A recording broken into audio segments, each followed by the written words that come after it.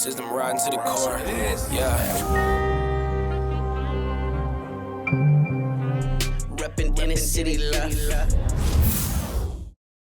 Today is Friday, August 16th. I am Amin TMK for Inner City Left, along here with my partner in not crime. You know, this is just a saying. It's just a saying. Emoja Lil Tanky Sumler. Today we are going to be just kind of doing I don't just say like a political roundup. There's a lot of news to talk about. We want to touch a little bit about on all of it. Thoughts and feelings before we get started. Emoja. Man, lovely. It's a lovely day. Go with us. Yeah, that's true. Let's talk. Let's turn our attention first to Bangladesh. I want to talk about the new interim leader, Muhammad Yunus. He is, awarded the Nobel Peace Prize in 2006 for founding the Grameen Bank, a microfinance specialized community development bank founded in Bangladesh. And he is known as a pioneer in the concepts of microcredit and microfinance. He has also received the United States Presidential Medal of Freedom in 2009, Congressional Gold Medal in 2010, and the Nobel Peace Prize as well. He describes himself as an American Muslim. There has been some debate over whether this is a color revolution or this person is backed by the West. What are your thoughts on that? Well, it can't be a coup because the United States likes him. You know what I'm saying? That's not a coup. This guy is democratically elected. You don't need an election to be democratically elected. You need the blessing of the American State Department, apparently. Look, man, I'm so sorry. I need to say this out loud. I don't trust anybody that's won a Nobel Peace Prize.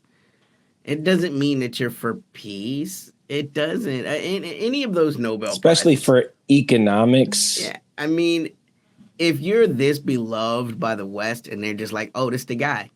I want to say again, Iran's president died under dubious circumstances. And in under 50 days, they had an election. Someone was picked by the people, ostensibly. Why is that not happening in Bangladesh? Why is it this person is out? And by the way, this person absolutely claims they were couped by the United States. They claim, again, right or wrong, I'm just telling you what this person says. Right.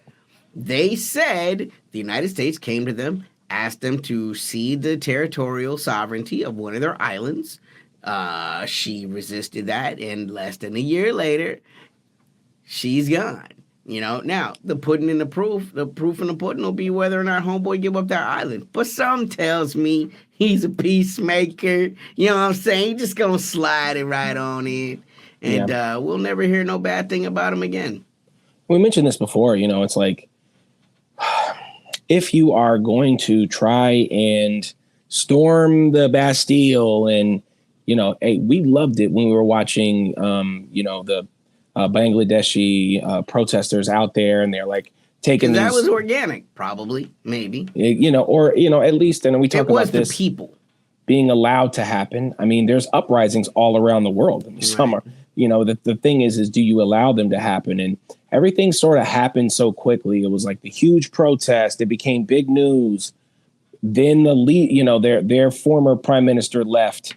And then it was like, whoa, wait a minute. And then there's going to be an interim government. And then we heard who the interim government, person that was appointed was. And you have to look at when it comes to the people, it's just very difficult to like just oust one person. We were talking about this, like, when the Russian Revolution happened, I mean, they had to get rid of the Romanovs, and that was just the family. And, this is not the way the world today. Like, you can't just get rid of one person, and that's going to change the way that your state runs. And I think that everyone sort of still has this feeling that if Putin was gone in Russia, that things would be any different. Or if, Kamala's in charge or Donnie J's in charge, things are going to be different, when that's just not the fact. That's not the truth. I want to take a moment, too, to speak on the Dunning-Kruger, right? Because just because things are happening doesn't mean we have to speak on them. we had been trying to find our way into the Bangladesh conversation for quite a while. And it's like, I knew I needed to do more research on this person. You knew you needed to do more research on this person. And I would probably still defer to the knowledge of a Bangladeshi on the ground. You know what I'm saying? This is my best effort. When we had knowledge to give, we brought that knowledge to y'all. You know what I'm saying? This guy, maybe he's legit, but he doesn't pass my sniff test. Doesn't pass the smell test. And I think it's, it's just, it's important to like mention that these games are played at a very high level. We just witnessed a coup attempt in Bolivia. We just witnessed a coup attempt in Venezuela. There's no way to look around it. I mean, you think that they wanted the Sahel states to pop off? We're seeing more and more. They're about their business. They're going out there and they're actually pushing the Americans out. They're pushing the French out. They're creating allyship, around. And it's only able to happen because the United States is so completely distracted around the rest of the world. If there wasn't something like Ukraine popping off right now, if there wasn't something like what's happening in Gaza popping off right now, you'd have much more of the attention of the United States, and all of the good and the bad that comes with that. It would have been much harder for the Sahel states to do what they've done if the United States wasn't as distracted as it is. Right. And it reminds me, too, of the Myanmar junta. It's a junta every time they don't like you. Yeah. Think about how they always refer to the Iranians as the Iranian regime. I mean, they just had elections. Why isn't it the Ukrainian regime? Yeah, no, I mean it's and again, the elections is rigged if your person doesn't win. Right. We got a lot to talk about. I don't want to move on here. This is something that I think that's really important. I want to talk about more of this. The language we can use is incursion. I'm just going to keep using it until you give me a better one. Into the Kursk region in Russia by the Ukrainians. This is Prove Me Wrong 401 on Twitter. I am not a military expert, but I can assess the long-term military consequences of Ukraine's invasion. This is what they called it. It was insignificant, poorly planned, and executed. Nothing changed on the battlefield. Zelensky stupidly wasted resources and men. Russia and Putin still winning. Do you agree with that? What are your take on that? Yeah, look, this goes into the difference between tactics and strategy. Right? I have to say, as an American, it is hard for me to watch Russians do war. It is so slow and methodical. Dare I say, boring. You know what I'm saying? It's like, dang, why do they take so long to make movements? That's the Russian strategy, right? Americans, we like big arrow tactics. Kursk is a great example. And that's how you know that it was absolutely planned with NATO, right? Big arrow offensive. And what that means is you have a lightning strike, you break through defenses and you push into territory as fast as you can. You know where that philosophy of war came from? Who pioneered it? It was the Germans. Germans, yeah. It's Blitzkrieg, right? And Americans have continued to take that and modify it into what we call shock and awe, right? And that's what you saw in Kursk, a big, huge incursion, right? Again, insignificant when you compare it to like the total amount of mass that like Russia is occupying in Ukraine right now. But it was shocking, right? But here's the thing you got to remember. The Donbass is folding. I mean, they're very close to their last line of military defense. And if Russia gets past that, that's it. I mean, there's really not much more to stop them. And so these are the kind of things where it wins you a couple of headlines like, oh my, and it's very embarrassing for the Russians. I mean, there's no way around that. When last we gave you a broadcast, 10,000 have been evacuated. Now they're estimating up to 100,000 Russians have been evacuated from the area, which, by the way, tells me the Russians aren't playing anymore. It tells me the Russians are about to bomb the hell out of this area, and they want all of their people out of the way so that the military can go in and do what their military does. I was looking at a conflict that was happening in the Kursk area maybe a day or two ago, and it showed there was an American HIMARS utilized by the Ukrainians ostensibly, right? Let's keep it like that. And it was being watched by a drone that it hadn't even seen. And the drone, instead of striking it right there, right, loitered and followed the HIMARS after it fired all the way back to the woods where it was essentially keeping itself. And then the Russians called in an Iskander strike and blew up everything that was in the area. I mean, you know what I'm saying? Like, so here's the thing. Those were HIMARS that could have been immensely helpful in the Donbass, immensely helpful in the Luhansk, right? And instead of using those to reinforce their lines, which are already depleted, and let's also state the elephant in the room, that's not really what you use a HIMARS for. They're utilizing a HIMARS essentially as rocket artillery because they're out of artillery, right? Our artillery would have done what they needed to do much simpler and would have been way less expensive. A HIMARS is not something you waste on something like that. Essentially, it reminds me of like when you go to a cookout and they have the plastic cutlery, and after a while, there's no spoons left. So you have to use a fork to eat the pudding. It's not the best. Yeah, I mean, it will work. It will work, but it's not really made for this. And we see that there's all kind of makeshift stuff going on, making it work. I mean, that is not the. And it's not serious. It's not a serious effort, right? It's a big. They're overextended. Look, is it embarrassing? Yes. All right, but now let's talk brass tacks. But why is it embarrassing? Can I ask that question? Like, I mean, okay, it gives America a few days of PR. Right. I mean, it's what was the guy, the general that was in Wagner, and he tried to make his way to Moscow and Prigozhin, you know what I mean? And yeah, hey, it was a great media win and it embarrassed Putin. And did it have any real meaning on the ground?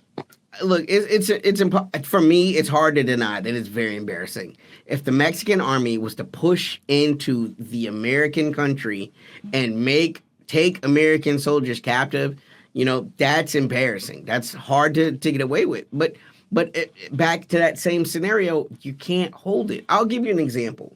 In the Kharkiv area, which is not very far from there, the Russians have 150,000 soldiers, right? About 15 miles away from Kharkiv. They could have easily done the same, not easily, they could have done the same type of big arrow offensive and ran those 150,000 people to Kharkiv, but you can't hold Kharkiv with 150,000, right? That's seen as an insignificant amount. Now, what do we have in the Kursk? 20,000. It's a token force compared to, it's not enough to hold the land. It might be enough to take the land, but you can't hold it. You know what I'm saying? But even taking land from Russia is impressive. Even if it's foolhardy and silly. I think what those 20,000... What's the difference if they're going to take it right back in a few months? Right, and I mean, that's the whole... I mean, I get what you're saying. There is some sort of symbolism that may boost a symbolic morale in Ukraine, but ultimately we're back to where we were with Prigozhin, which is it's a media tool that the State Department can use. Right. And then other than that, it has no real benefit on the reality of what's happening on the ground. Well, it's perfect though, right? I mean, this is what better to symbolize the democratic neoliberal way of conducting foreign policy, right? Oh, symbolically we prove that Russia is vulnerable. Yeah, well, you wasted it because Russia's going to shore up those defenses and you won't ever be able to do that particular style of attack again. You've wasted it. They've adapted to it like the freaking Borg. You know what I'm saying? Like, that will not work. And those 20,000 soldiers are going to be lost forever. And I do need to say again, I cannot understate the violence, right? Liberals are so great about talking about triggers. Oh, these words triggered me. There's nothing that's more triggering to Russia than Nazis, right? The fact that you have these Ukrainians in there wearing SS Waffen, emblems, terrifying 70-year-old Russian civilians that don't have nothing to do with this. They're regular citizens, right? Like, if anybody else had done this, it would be considered an act of war. And the United States wouldn't be celebrated. I'll give you a great example. I need you, not you, but you, the viewer, to explain to me what is the fundamental difference between the Kursk incursion and the October 7th incursion into Israel. Why does the United States celebrate one and condemn the other? Yeah, I mean, when they're constantly, we know, the constant hypocritical nature of these two wars going on at the same time and one being true for one and one not being true for the other. I want to bring this up because this is another one of those false reality things that I think it's important to acknowledge the absurdity and parody that this world has become, where regular articles look like Onion articles. And this is an Onion article, if I've ever read one, in Wall Street Journal. A drunken evening, a rented yacht, the real story of the Nord Stream pipeline sabotage. Private businessmen funded the shoestring operation, which was overseen by President Zelensky, who approved the plan, then unsuccessfully tried to call it off. Seymour Hersh wrote his famous article on this, explaining how the Biden administration spearheaded this. We now have the Wall Street Journal coming out with this article. It has been 2 years denied by the Zelensky administration. What's your take on this? Look, if you wanted to ask me how I know the Kursk incursion is not going the way they planned, this, as much as any other thing, this story is something I could point to prove it. This is how the West moves. Kursk did not do what they wanted it to do, whatever it was. I mean, it embarrassed Russia, but clearly they had some type of military goal that has not been achieved. And it's going bad. And that's why what a story like this proves is the West they're sick of Zelensky. They're about to get rid of him.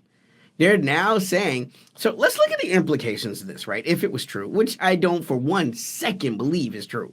A shoestring operation with leagues into the bottom of the ocean. Not with 10,000 men could you do this. And never mind the fact that we have President Biden himself guaranteeing that if Germany did not stop relations with Russia, this is exactly what would happen.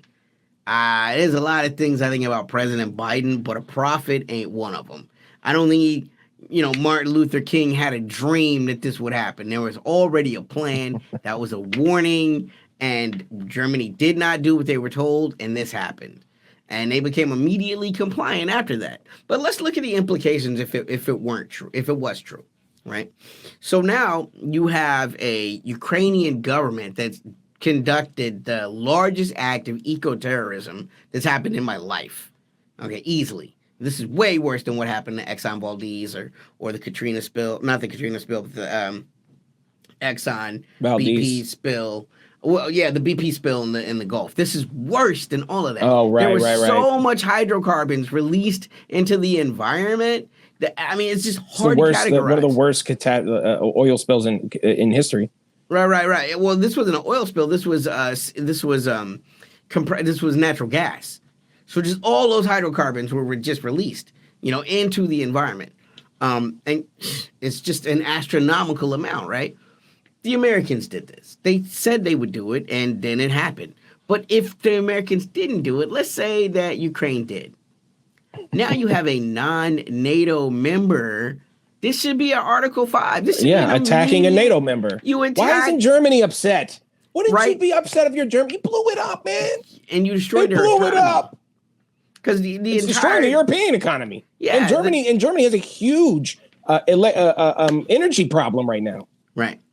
Yeah. And America's like, hey, come buy our stuff. Yeah, even though you had a pipeline with, like you said, the natural gas. I misspoke, but 3 to 4 times more expensive than the Russian product. You know what I'm saying? And again, the sanctions were another tool to kind of make the Europeans buy the American compressed natural gas. Like, I can't explain to y'all how gangster geopolitics really is. It's not just money. It's money and power, and they will play with lives over this. Like, at the end of the day, it's hard to separate the American corporate interest in Europe from the Ukrainian war. You have no further to look than BlackRock for that, But that's a whole nother broadcast. Speaking of BlackRock, let's talk about, I don't know if you caught this. First of all, today, this is day 26 that Kamala Harris does not have a single policy up on her website. It's all donation and feelings. Looks like her administration is going to be full of these sort of BlackRock executives, these types. We are now seeing that the Kamala Harris, Tim Walz honeymoon period is seeming to end. I just wanted to know if you had any thoughts about this idea that Kamala is any different than Joe Biden. No, she never was. She's a facilitator, right? That's what she does. It's her job to make the policy work. But don't forget, you didn't hear from Kamala for 3.5 years, right? There's a couple of things that are going on that are still very interesting to me. Joe Biden lacklusterly endorsed her, right? I mean, to the extent that he had to. But I think there's a great deal of animosity. Took him two letters to do it. Right. And he still hasn't, in a video, said, I, Joe Biden, throw my weight and power behind Kamala Harris, right? That hasn't happened. And so I'm still very curious to see what's going to happen at this Democratic convention, because conventions are wild things. Hey, look, maybe it's all going to happen exactly the way they say it's going to be. And it'll be, Kamala and Walz, right? Even though no one voted for any of these people, right? And that keeps happening in the Democratic convention. And Kamala Harris could not have won if there was a primary, And we know this because she's ran before and literally gained almost no delegates. So, I don't think she had any delegates when she ran in 2020. She had zero delegates. She pulled out because she did not have a chance of winning. If we don't remember, I think it was who was it that called her out on her record of being a DA? Nikki Haley. No, it was not Nikki Haley. Not Nikki Haley. It was the other. She was the Hawaiian representative, I believe. Right. No, I know who you're talking about. I can't think of her name. Anyway, neither can I. So we'll just leave it at that. But she also ran for president. She was running for president in 2020 as a Democrat at the time. Yeah, so it's so interesting how these things change. But maybe we'll throw it in a description. Right. Again, this is a roundup, and I know that we have to talk about this. The news in Palestine is just constantly so grim. I never know exactly quite where to start. But I think it is important to acknowledge that there was a strike in the Palestinian village of Jit East, in the eastern part of the West Bank. Settlers setting Palestinian homes and properties on fire. We also saw that the IDF bombed a hospital, killing over 100 people, people's limbs, rest of their bodies in bags. They had to weigh the bags to get a death count. And this is the real schizophrenic nature of Europe, right? Because Joseph Borrell is all like, this is unacceptable, blah. And then Germany comes out and they're like, well, self-defense, wow. Right? Like, so we can't even get a cohesive message out of, like, the EU as to where they stand on this. Meanwhile, you have Anthony Blinken celebrating the 75th anniversary of, you know what I'm saying, the Geneva Conventions. It's like, I can't make a world this dystopian. I mean, it's fascinating. Disgusting, but fascinating. Yeah, I mean, again, it goes to the whole point of like, this is why I think people are always kind of asking, like, I don't want to say like we uptight. We're not. We're two fun guys. But I will say that, we're constantly like, hey, maybe we should focus on the fact that, and this is what you were saying with the president when our last episode we were talking about. I would just like the president to come out and make statements on these huge plans for war that may change human civilization for all time. And it just doesn't seem like anyone has an accountable role here, because Joe Biden is the president that's on the way out. He's not going to be there, and no one regards him as the president. But then who is? And I think that's the problem, or not the problem, but the solution right now for the deep state is like, there's no one to point to, so we can kind of do whatever we want. If we wanted to pop off, wouldn't this be the perfect time when there is such disarray amongst who is actually in charge? Yeah, no, absolutely. Right. And both of the people that are coming into power, could possibly come into power, they are beholden to these forces that exist. Right. Like, in many ways, Trump and Kamala are beholden to history right now. Like, Zelensky and respectively Netanyahu control what happens with the next president because they can invoke things that they can't walk away from. Like if Israel starts this war with Iran, or if Iran retaliates against Israel, and it goes to full-fledged war, that neither one of these candidates have the political wherewithal to be like, I reject this. I want to sue for peace, right? And Zelensky's doing much the same thing with this Kursk thing. If it had went well, it would have forced, Trump or Kamala to continue to provide material support. So, they essentially, their decisions control what will happen with the American presidential experience right now. They control the American foreign policy. There's a couple more things I want to get to before we slide out of here. I already mentioned that Kamala's inner circle of advisors, BlackRock, Goldman Sachs, and an AI expert, former pharmaceutical executive. We talked about Europe, and I just wanted to mention this. Spain's MEP, this is Irene Montero.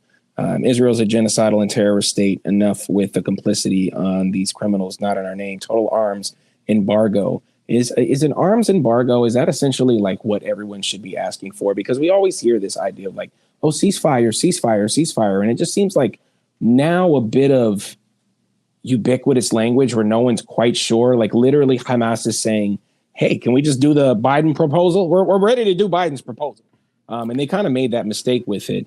It does look like, negotiations are over. I mean, the only way to stop this is for an arms embargo, right?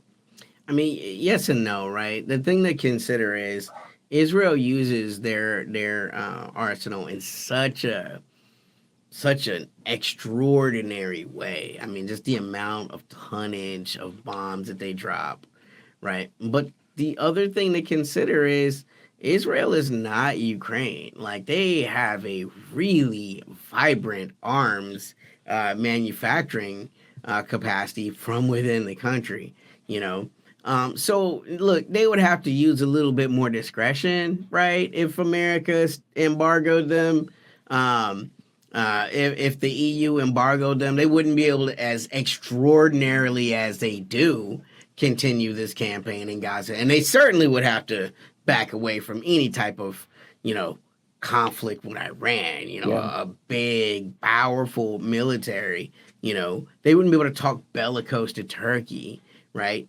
Because of their own volition, they don't make enough arms to launch, something like that. But their economy is more than, their military economy is more than strong enough to continue with this episode in Gaza and the West Bank. Seems like the plight of the Palestinians will be ongoing and continuing, and that's the sad reality. Well, look, it wouldn't hurt, right? An arms embargo, the language of that, right? So two things can be true at once. An embargo is something that we should be pushing for. That's consistent with the Geneva Convention against, against crimes against humanity and war. That would be consistent with that. It just wouldn't stop it. It's just Israel would just use their own personal supply. But it's not wrong to push for it. And Kamala's not going to do that, and neither will Trump ever. It will never happen. There's nothing you could do to push them that far, because again, it's not just about what Israel wants. You have the Christian Zionists in America that you have to account for, and also it's worth noting you have the military industrial component in the United States that you have to account for, because this is arms sales, right? This goes to Boeing's, earnings. This goes to General Dynamics earning. This goes to BAE Systems earnings, right? If they can't sell that, they have to account for that loss in income. And politically, there will be consequences. Just endless wars, so it must be. That's, and again, I think this is important for us to deal in the sad reality that this is what, this is what Aaron Bushnell would said. This is what our government deems as normal. Right. And if everyone is just like, hey, it's normal, we just continue to, I mean, we can't normalize this war in Ukraine. I mean, it's again, I mean, nuclear implications, normalizing a G-side in not just Palestine, but places like the Congo, and we've seen coups popping up all over the world. I mean, these are scary times. But before I do the wrap up thing, I mean, is there anything you wanted to discuss on or mention before we pop out of here? I would just like to note that in Venezuela, you still have huge solidarity marches that are happening throughout the cities, all throughout the country. It's been more than a week. The Supreme Court ratified all of this. The United States has downgraded the language of the election has been stolen. And it's a lot of quote unquote leftists out there with a lot of egg in their face because you allowed yourselves to be a useful idiot for the empire. Yeah, it's unfortunate. I mean, this is why it's important for us to maintain our principles and ethics and, not bend and shake to the moves and, whims of whatever the news cycle is.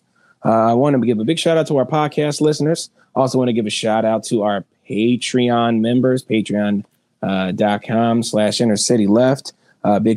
Big shout out to Kelly, Dubsy22, Nicole H, J Gallard 94, No Ground, RK, Paula L, Lissa P, Lauren B, Suzette T, Dennis A.